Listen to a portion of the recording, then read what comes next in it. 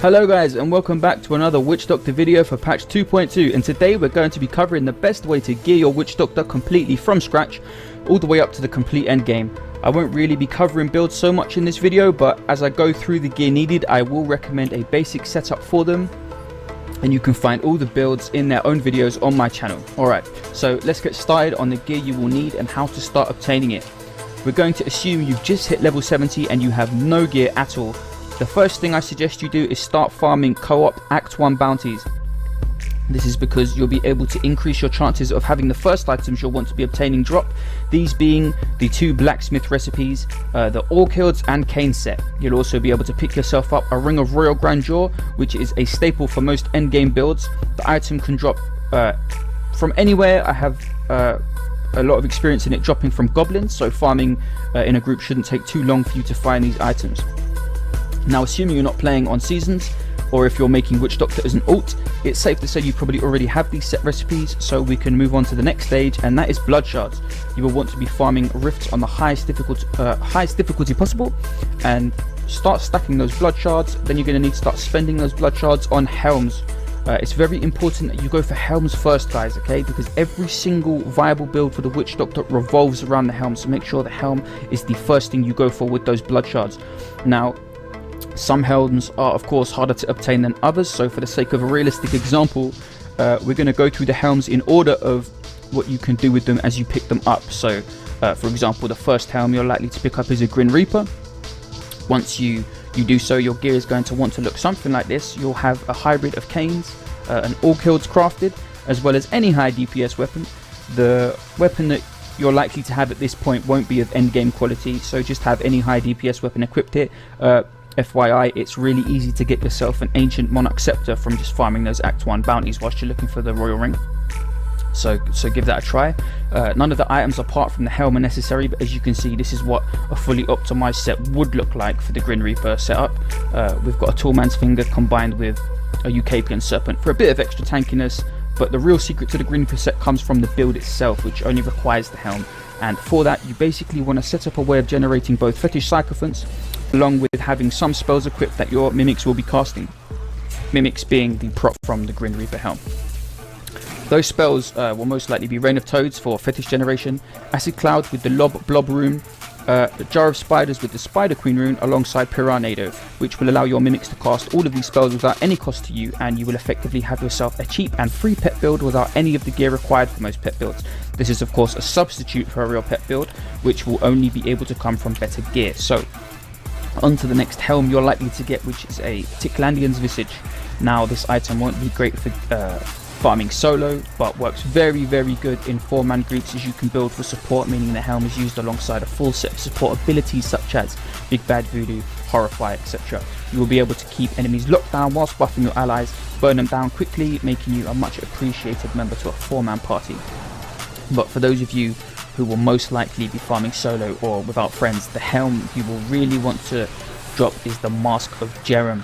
Now, the Mask of Jeram is the bread and butter to most pet builds, and from here you will really see yourself starting to climb towards where you want to be if you have this helm, but no other gear. Like before, you will want to be using Canes and Orc Hills hybrid. Focus on pet generation, so again use Rain of Toads along with Fetish Sycophants passive, with either Poison or Fire Dogs. If you've managed to obtain a few other pieces along the way, such as the Jade Harvester items or a Tall Man's Finger, go ahead and equip them and adjust your build accordingly, i.e. if you get a Belt of Transcendence along with a couple of Jade pieces, go ahead and switch your Rain of Toads out for a Haunt, but make sure you put Rush of Essence in your passes if you do that. If you manage to get a Rehino Flare Dagger, then go ahead and switch to Adling or Explosive Toads.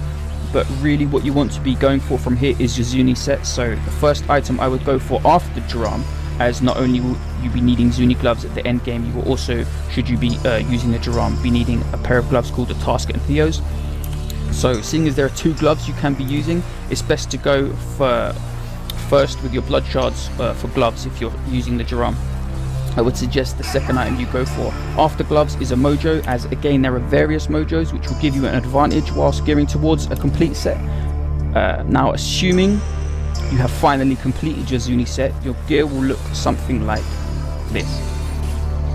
You will have chest, legs, boots, Mojo or Zuni. You will then have either a Zuni ring with Tasker and Theo gloves, or you will have Zuni gloves with whichever ring you choose. Ideally with any melee pet build, you will have Tasker and Theo gloves, as this will allow your pets to attack faster.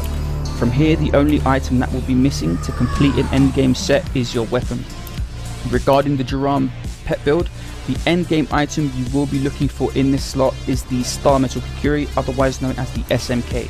If you manage to find this item, then congratulations, you have effectively completed your first endgame setup and are now competitively leaderboard viable. So this leaves us with only 2 other helms to complete endgame sets, and they are the Quetzalcoatl and the Carnevil. Now, I won't be covering the Quetzalcoatl helmet in this video, and that is because it belongs to the Jade set build, and since patch 2.2, Jade is no longer an endgame viable build, so in terms of competitiveness anyway, therefore it's a waste of time building for a 6-piece set that isn't going to be of great use to your endgame. So we're going to move straight on to the Carnival Helm.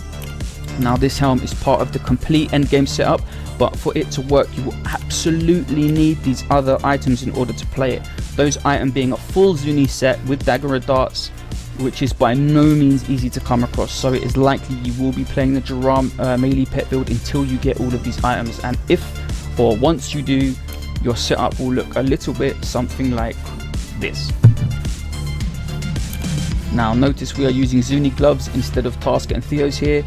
That is because our damage will be unaffected by pet attack speed, as our pets will only shoot a poison dart when we do. So we will be taking Zuni gloves here and a ring of our choosing instead of the Pox ring. The best rings I suggest for this will be either a Unity ring on you and your follower, or a Convection of Elements. For a full explanation of what gear and stats you will need to optimize this build, as well as an explanation of the build itself, please see my Carnival Dagger of Darts video, which should be linked on the screen now. Basic items that will be of overall use to you then, starting with the rings: Ring of Royal Grandeur, a Unity ring, Tall Man's Finger, and Convection of Elements. Belts that will be of most importance to you are the Witching Hour and Belt of Transcendence. From your beginning to endgame weapons then, I suggest an Ancient Marademonic Scepter, a Rahino Flayer, to the Star Metal Kukuri and Dagger of Darts. Once again, for your gear you will need the Canes and Orchilds recipes to complete the Zuni set minus the helm. That's the video guys. If you have any more questions, feel free to ask in the comments below. For guides on full builds and ability setups regarding these sets, please check out my other tutorial videos. And for all things Witch Doctor in Diablo 3, please subscribe to my channel for regular D3 content and more. Okay guys, if you liked the video, please give it a like, and until next time, take care.